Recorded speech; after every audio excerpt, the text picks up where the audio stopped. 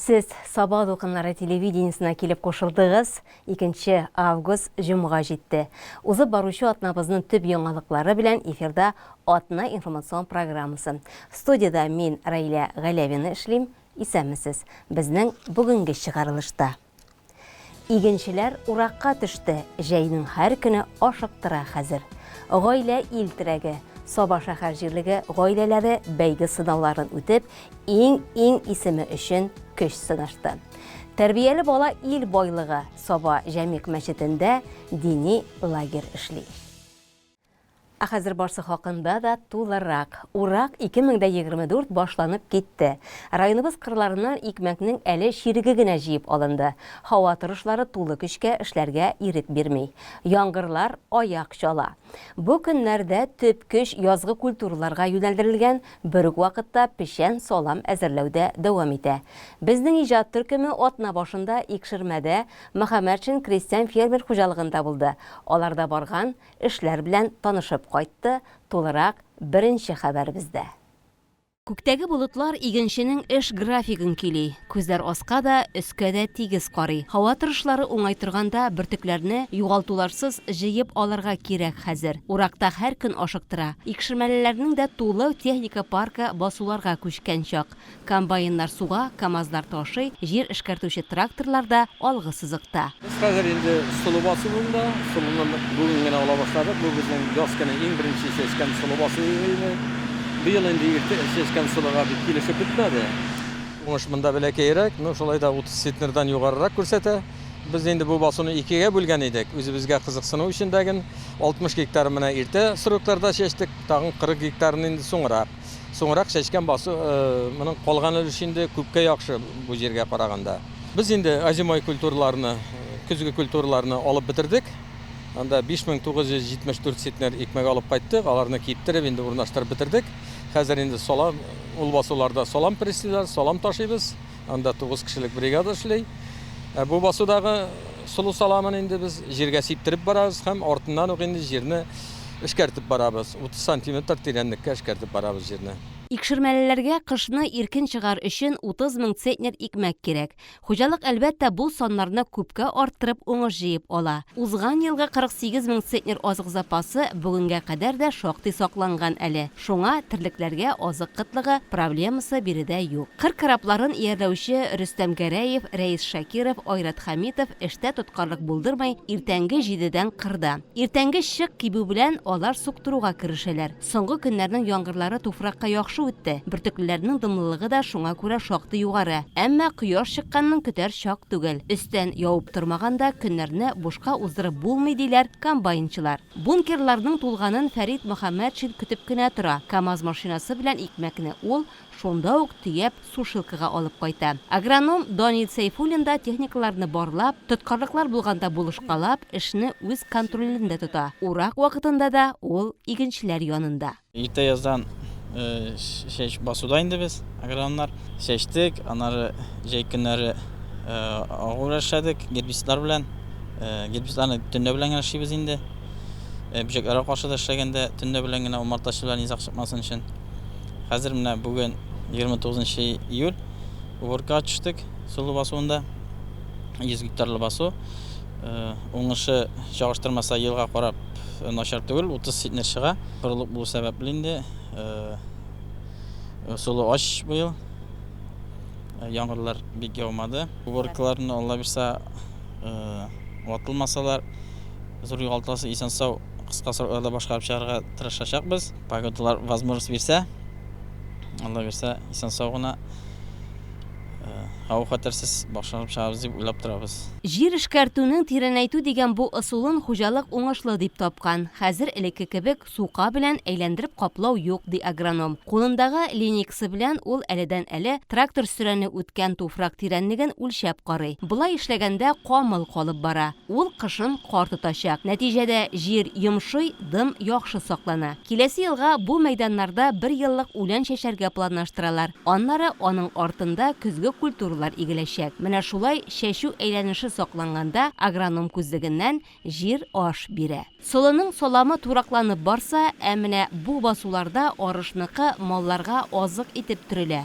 Барысы 3 агрегат салам төргәкләүдә, өчесе ташуда эшли. Төяу кебек җаваплылыкны Илһам Әхмәтханов башкара. Ул төргәкләрне 12шәр итеп басу читенә чыгарып куя, шуннан алар махсус техникада ферма складларына кайтарыла. Хуҗалык саламны терлекләр асларына да сала, шулай ук монокорм составына да куша. Салам хәзерге вакытта авыл хуҗалыгында продуктлылыкны арттыруда алыштыргысыз роль уйный. Терлек азыгы әзерләү кампаниясендә катнашучы һәр хезмәткәр дә алыштыргысыз. Күпчелек кем әйткәндәй тыш чыкканнан бирле колхоз эшендә. Илһам Әхмәтханов турында да шундыйларның берсе дияргә була. Ул 7нче сыйныфта укыганда ук комбайнчы ярдәмчесе булып эшли башлый. 88 елдан помощник булып эшли башладым комбайнда. Армиядан 94 елда кайткач, үзем комбайнда утырып эшли башладым инде.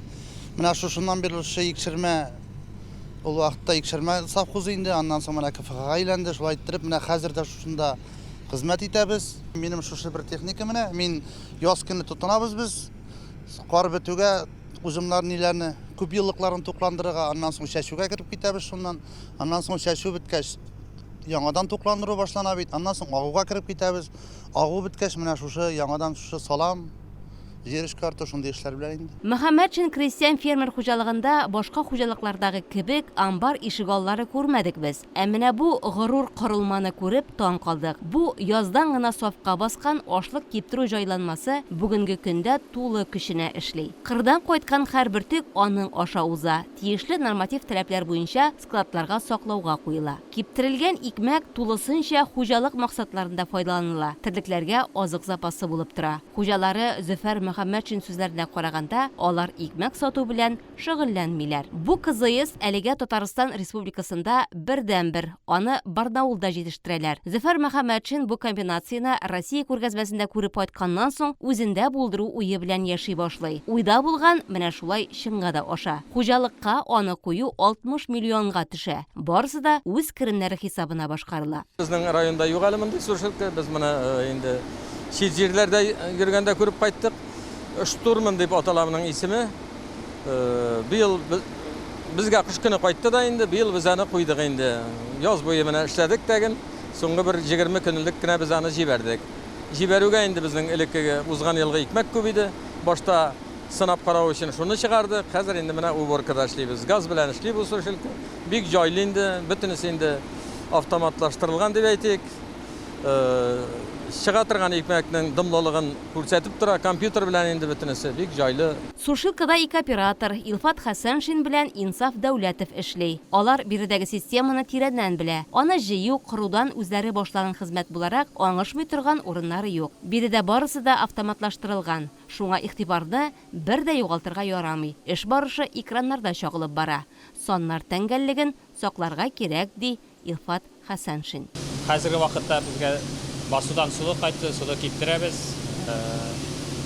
Монда экраннан карап, барлык нормативларны үтәп, температураларны арта башласа, карап, шул дәрәҗәгә җиткереп, сулыны киптереп чыгарабыз инде. Хәзерге вакытта сулы 26% влажность белән кайта. Без инде моны семенәгә чыгарырга 45-тән дә арттырмыйча жар биреп инде 14%-ка хәтле төшереп чыгарабыз, Алла берсә.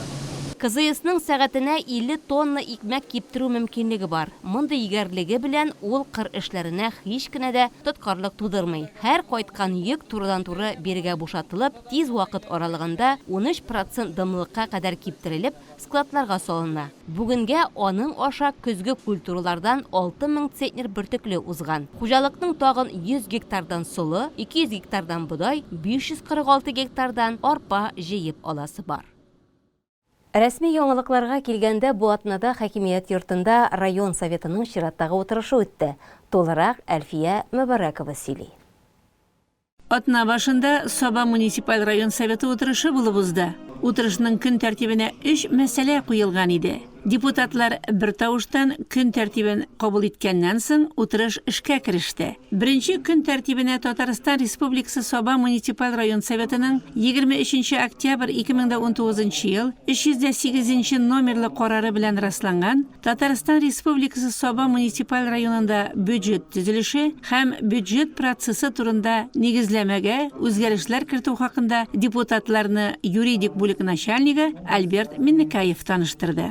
Депутатлар алдына куелган икенче көн мәсьәләсе ул Соба муниципаль район советының 2024 елга һәм 2025-2026 еллар чорына Татарстан Республикасы Соба муниципаль районы бюджеты турындагы 2023 елның 12 декабры 236 номерлы карарына үзгәрешләр кертү турында иде. Бу хакта Финанс бюджет палатасы рәисе Шамсун Сунгатов бәян итте. Депутатлар бу карар проектында эшкә нигез итеп алдылар. Утырышта Соба муниципаль район башлыгы урынбасары Расих Закирҗанов участок сайлау комиссияләре составына һәм резервка кертү буенча кандидатуралар тәкъдим итү турындагы карар проектын җиткерде. Утырышның эш тәртибенә куелган 3 мәсьәлә буенча депутатлар карар проектын бердәм расладылар. Утырышны Соба муниципаль район башлыгы Рәис Нургали улы Миннеханов алып барды. Бу атнада билгеләп үтеләчәк Тимер юлчылар көне патша Русиясе дәвереннән килгән борынгы бәйрәм. Ул 1896 елдан билгеләнә. Безнең районыбызның яшәешендә, социаль-икътисади тормышында Шәмәрдән тимер юл станциясе зур роль уйный. Бүген без сезне Тимер юлчылар династиясының бер вәкиле Сергей Степанов белән таныштырырбыз.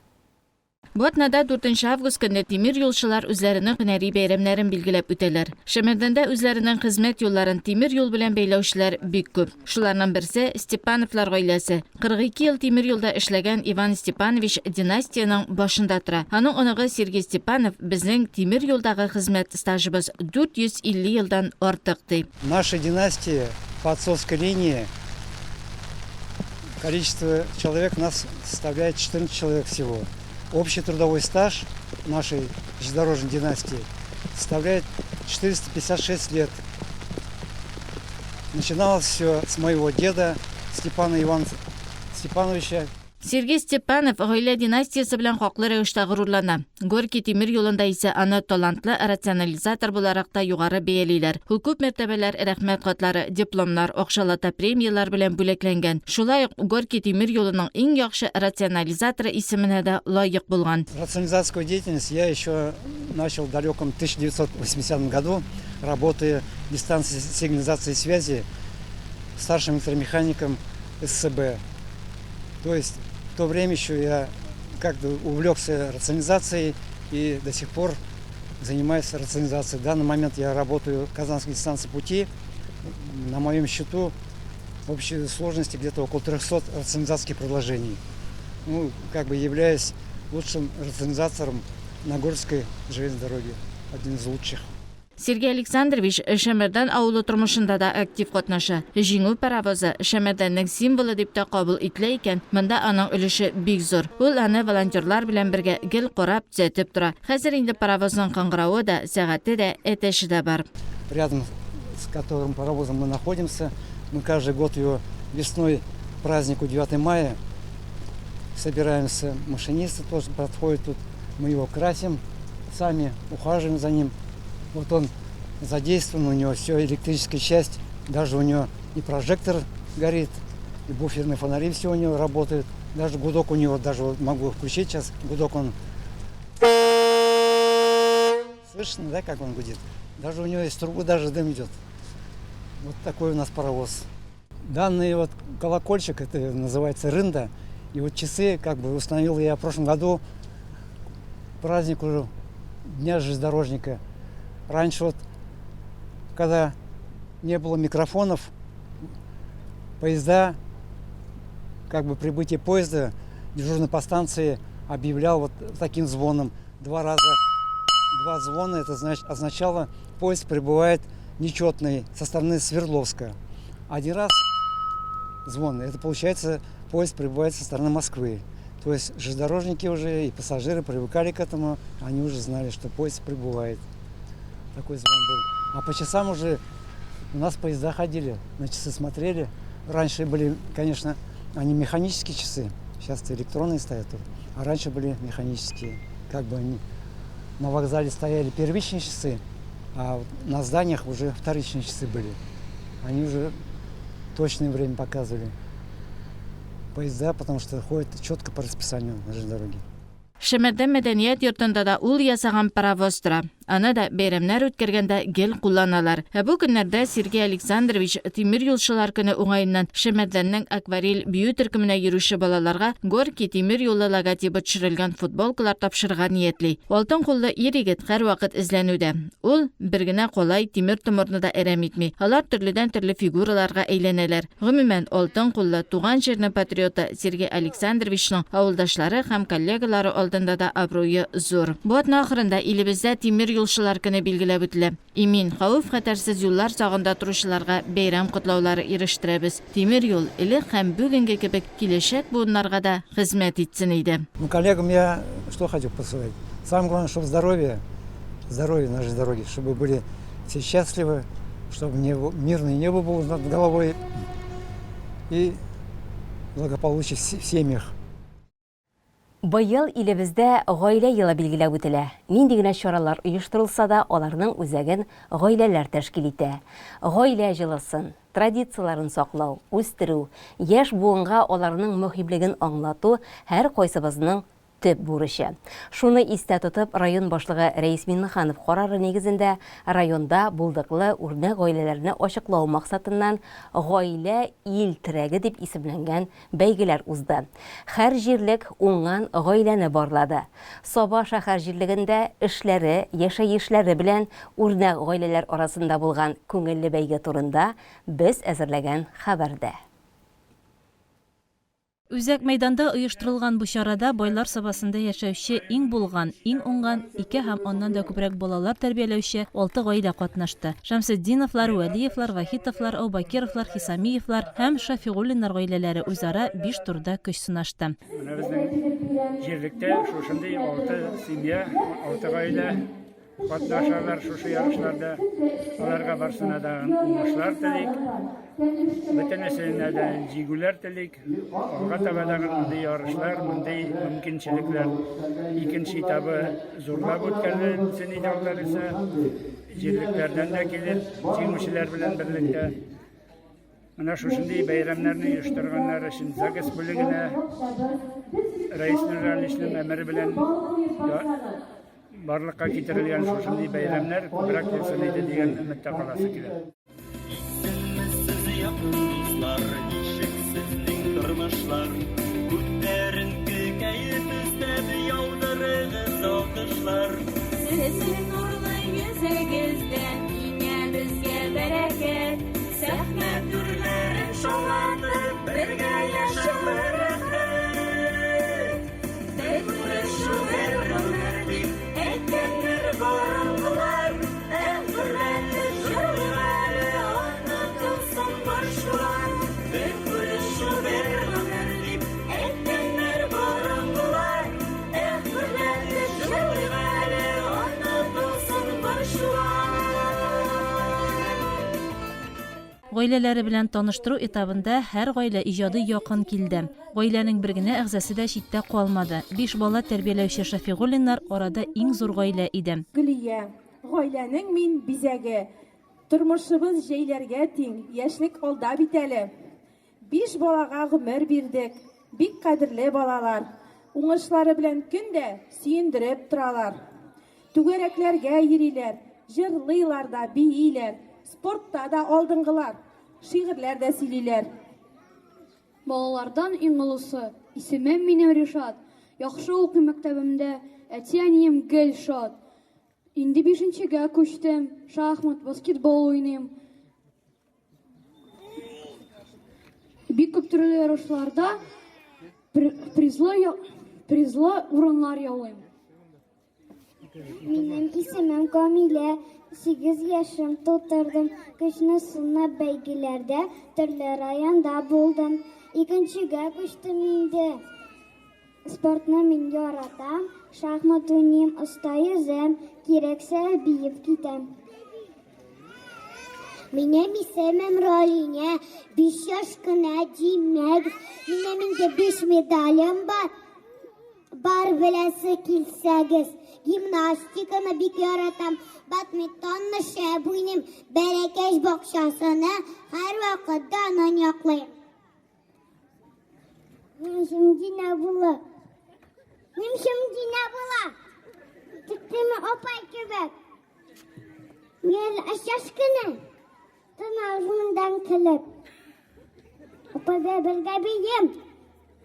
Бірге қола сабағыз. Шықылабыз да галибіз. Арасында шығып. Жиденшебез бит Әминә. Аңа 9 айгына. Тормыш юлы киләчәктә барсын шулай жайгына. Яшик әле мотор итеп, нарасыйларны сөеп, райондашлар үрнәк алсын, Шафигуллиннар диеп. Айдар һәм Илүзә Вәлиевлар бер ул һәм бер кыз тәрбиялиләр. Яшь гаиләнең тормышка үз карашы, туган телен, торган җирен хөрмәт итеп яшәүче Айдар белән Илүзә балаларын да милли җанлы итеп үстерә.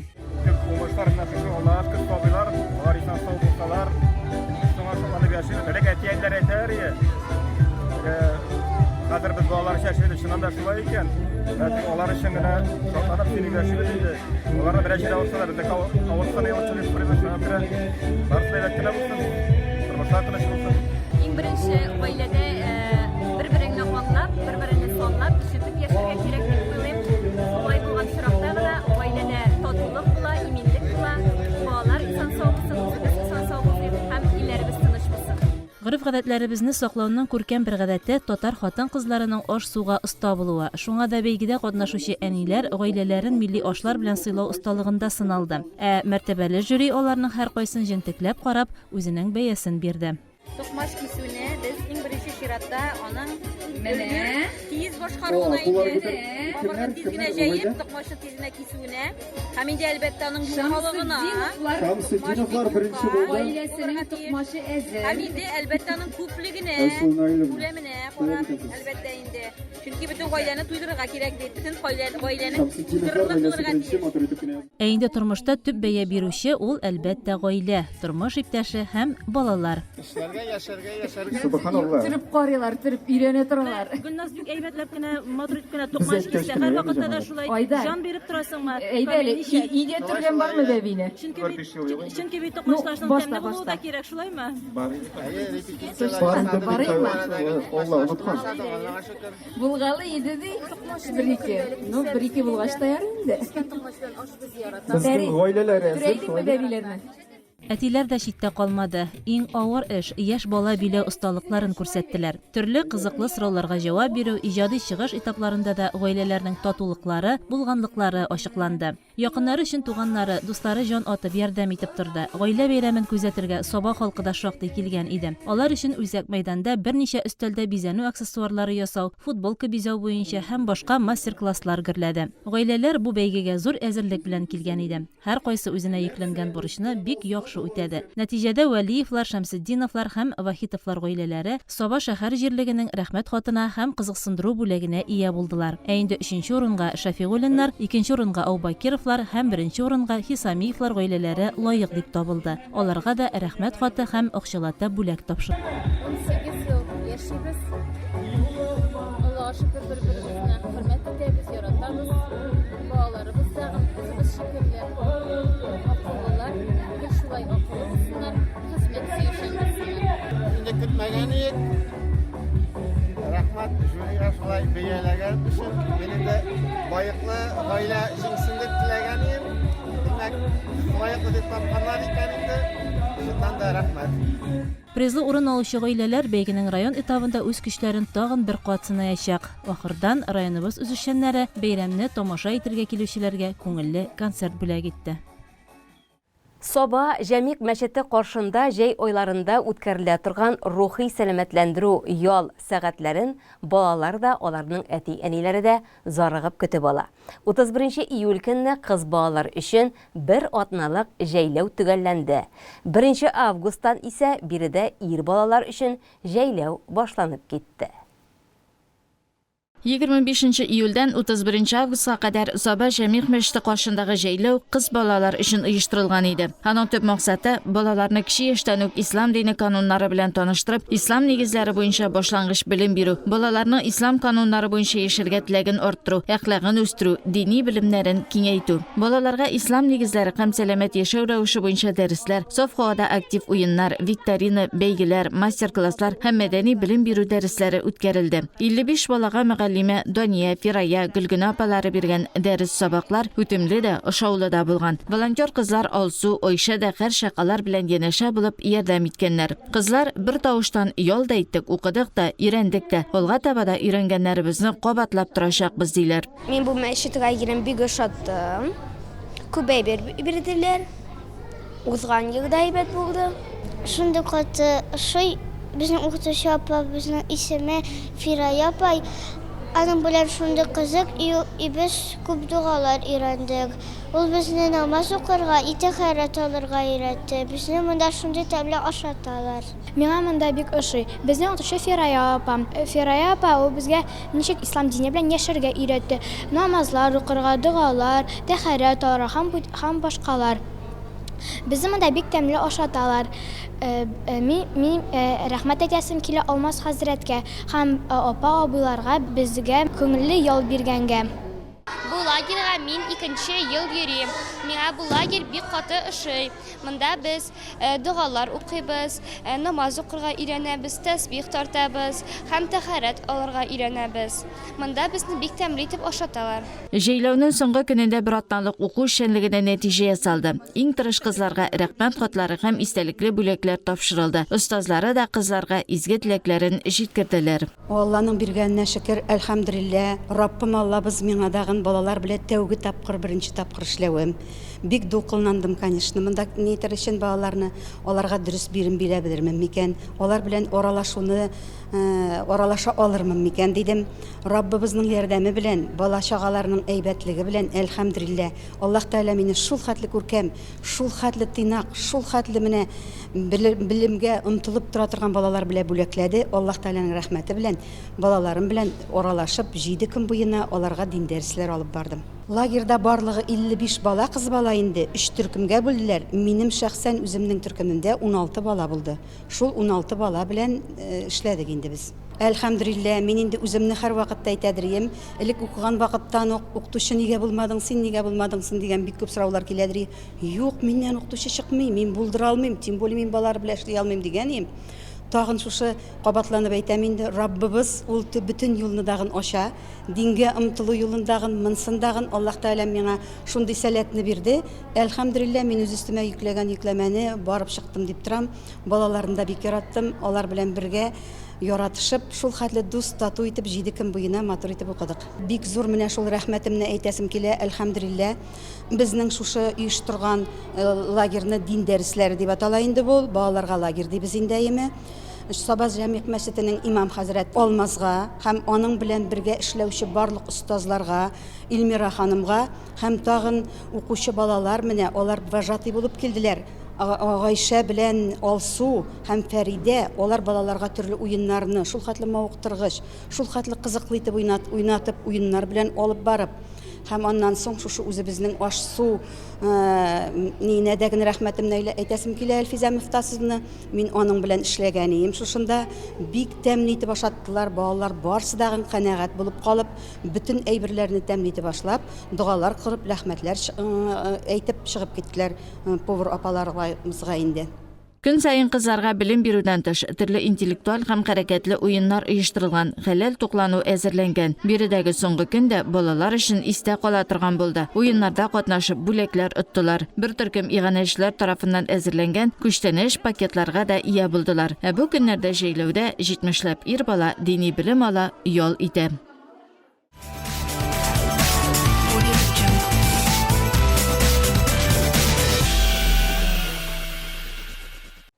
Хәзер спорт темасына булган хәбәрләребез. Узган шимбәдә Мингәр авылында Мидхәт һәм Ирек Миннәхмәтовлар истәлегенә традицион шашка, шахмат уеннары үткәрелде. Мидхәт һәм Ирек Миннәхмәтовлар истәлегенә әлеге турнир 2017 елдан алып үткәрелә. Ел сайын катнашучылар саны да, географиясе дә киңәя. Тантаналы ачылышта уенчыларны Саба муниципаль районы башкарма комитеты җитәкчесе урынбасары Марат Кәримов сәламләде. Һәркемгә уңышлар теләде. 8 районнан барлыгы 50дән артык интеллектуаль уен остасы килгән иде. Һәм бәйгедә 18 яшьтән алып өлкән уенчылар көч сынашты. Әлфия ханым Закирова Әднә районыннан килгән. Укытучы кеше шашка шахмат уеннарына чакыруны еш ала һәм бик теләп катнаша. Элек бит хәзерге шикелле гаджетларда утырмый торган бала чагалар. Кичке якта җыйнаулашып, шашка, шахмат, шертешләр уйнатырган идек. Шул кичкене вакыттан балачактан калган шашкага, шахматка мәхәббәт дип әйтим мен инде. Хәзер дә уйныйм. Профессиональ баяда булса алай эшләмим, мәктәп системасында эшләгәч, балаларның уйнаганнарын карап, балалар белән дә кай вакытта уйнап йөрибез инде. Үземнең анагымда уйный, шуңа күрә уйныйм. Урыннар алына район эчендә. Әнә спорт комитетта профессионал уйнаулар уйныйлар. Алар янында уйнаганда 2-нче, 3-нче урыннарга эләккәлим. Кукмара шахматчылары 5 кешелек команда белән килгән, ярышлардан кайтып кергәнебез юк диләр. Гомумән, Кукмарада бу спорт төрен яшьләр дә бик ярата икән. Ярышлар булган вакытта бик җиребез тырышабыз, потому что яратабыз. Шахматны бик каты яратабыз, Кукмара районы шахматы вообще ярата ул. Безнең балалар да бик көчле не буенча. Ну, шахмат игра интеллектуалов дип татарча әйтә алмыйм. Игра интеллектуалов и очень интересная игра. Монда бит настоящая борьба бара. Монда тактика, монда стратегия дип әйтим булсаң, монда бөтенесе дә бар бу шахматта. Кызык, хочется и выигрывать, не все время проигрывать, как говорят. Но если проиграешь, тоже не расстраиваемся. Любая игра это, как говорится, учеба. Ну, мен өзім яш вакытта уйный башлаған инде. Результатлар вакытта минем әйбәтрәге, хәзерге вакытта уйнарга вакыт алай күп түгел. Но турнирларга чакырган вакытта килергә тырышабыз инде. Аның апасы бар, апасы да бик яхшы уйный заманында шахматта. Апа да әйбәт уйнады, әти дә ярата иде, мәктәптә укыганда уйныйлар иде алар. Икесе дә. Апа уйнагач, мин карап тоже шул юлга кирдем дә инде. Миңа бик шат. Ярыш үзе бер уйлаганда искусство, әйтәләр даже наука дип әйтәләр шахматный уйынны. Битсе дә бер ни дә инде. Шуны белән ул кызык.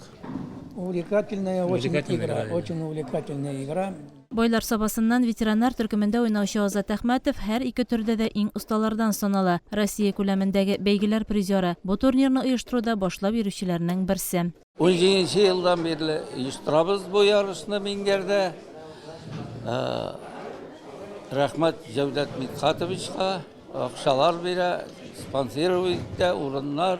Элек Сабантуй урында буладыр. Быел менә сәбәпләре бар инде. Сабайда Сабантуй, моряклар көне аларны үткәрәләр.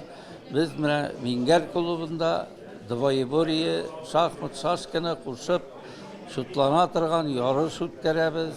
Без инвалидлар арасында ярышларга йөрибез. Россия ярышына Вагызов Хамид дигән кеше безнең Сабадан, Балташтан Габдулганиев Шулпан дигән кыз безнең белән йөри. Без Россия ярышына йөрибез. Чистайдан тагы Сыганова дигән хатын, Татарстан командасы инде бу безнең.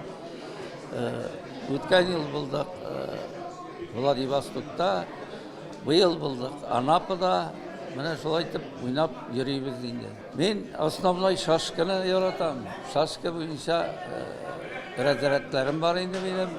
Әле мастерны алып булмады, конечно. Менә шундый шахматта яратам, шашкасында икесендә уйныйбыз. Кайсысы катлаулырак? Аны кеше телендә шахматны катлаулы диләр, ә мин әйтергә шашка катлаулырак дип. Ни өчен? Чөнки комбинациялар күп анда. Турнир көне буе дәвам итте. Нәтиҗәләргә килгәндә шахмат буенча беренче урынны Сабадан Нияз Низамиев яулады. Шашка төрендә җиңүгә Биектау уенчысы Ленар Минҗанов иреште. Двоеборьеда беренчелекне Кукмарадан Марат Закиров алды. Ветераннар арасында беренчелекне Саба районыннан Алсу Гарипова һәм Илгизәр Хәйретдинов бүлеште. Икенче урынга Азат Әхмәтов лаек булды. Саба районы спортчылары арасында урыннар аерымда билгеләнде. Айдар Ганиев белән Дилә Гайзуллина 65 яшькә кадәргеләр арасында җиңүче, Илфат Сөнгатов, Фаил Фәйзрахманов, Айзилә Шакирова, Рауия Кәримова призерлар булдылар. Альберт Вәлиуллин һәм Миңнур Садыйкова 65 яшьтән югарылар төркемендә җиңү яулады. Призерлар диплом, акчалата бүләкләнде. Шулай ук истәлек бүләкләренә дә ия булдылар. Ярышларны оештыручылар шашка шахмат остасы Азат Әхмәтов, баш хөкемдар Динар Закиров һәм Саба Арена спорт мәктәбе. 26-28 июль көннәрендә бойлар собасында картинг буенча Идел буе һәм Урал федераль округлары чемпионаты һәм беренчелеге, Татарстан Республикасы чемпионаты, беренчелеге һәм кубогы ярышлары узды. Анда 142 пилот катнашты. Алар Россиянең 21 шәһәреннән һәм Татарстанның 8 шәһәр муниципаль районнарыннан килде. Спортчылар 10 төрле төркемдә көч сынаштылар. КЗ2, Rotex Max, Mini, Super Mini, Rotex Max Junior, Кадет, Национальный Junior, Национальный һәм Восход. Бүләкләү тантанасында ярыш җитәкчесе Игорь Кравченко, ярышлар директоры Ирек Гарипов, Татарстан Республикасы Автоспорт Федерациясының техник директоры, спорт комиссары Резида Муртазина, Татарстан Республикасы картинг комитеты рәисе Николай Бондарев, спорт комиссарлары Владимир Мурыгин, Наиль Камалов, Илгиз Насыбуллин, ярышларның баш сәрхәтибе Марина Дудина катнашты. Картинг буенча иң көчлеләрне берләштергән ярышларның җиңүчеләре сафында сабалаларны да күрү иң сөенечлесе. Идел буе һәм Урал федераль округлары чемпионаты кысаларында КЗ2 классында Илнар Галимов 4-нче урынны яулады. Гомум команда зачетында безнең Торнадо командасы 3-нче баскычка күтәрелде. Татарстан Республикасы кубогы беренчелегендә Восход классында Рифат Исрафилов 1-нче урынны яулады. Илшат Шәйхетдинов 2-нче урынны алды. Татарстан беренчелегендә Данис Насыбуллин кадет классында 2-нче урынга чыгып призер булды. Соба картингчыларын әзерләгән тренерларның, механикларның да зур тырышлыклары җиңүләр белән бәяләнүе иң көчле алкышларга лаек. Барлык җиңүчеләр һәм призерлар грамоталар, кубоклар һәм акчалата призлар белән бүләкләнде. Атнабыз менә шундый яңалык вакыйгалары белән узып бара. Алда безне шимбә, якшәмбе яллары көтә. Җәйебезнең соңгы аегына аяк атладык. Шуңа һәр көнне файдалы да, нәтиҗәле дә, иң мөһиме күңелле дә итәргә тырышыйк дигән теләктә мин сезнең белән саубулашам. Безнең чыгарылышларны үзегезгә уңайлы вакытта интернет чыганаклардан күзәтеп барырга тырышыгыз. Сылтамаларны экраннарыгызда күрәсез. Бүгенгә сау булыгыз. Җырлы бүләк студиясында очрашырбыз.